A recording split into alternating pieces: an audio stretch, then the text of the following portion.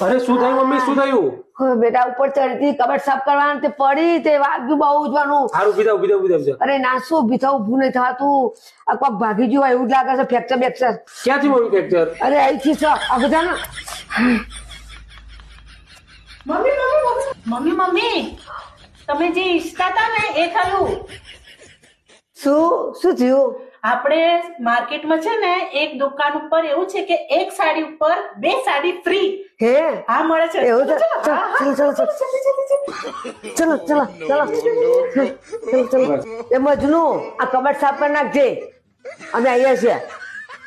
વહુ હા છે ને એક હાડી પર 2 હાડી ફ્રી છે ને તો 2 હાડી મને આપી દેજે અને એક હાડી તું લેજે. હા.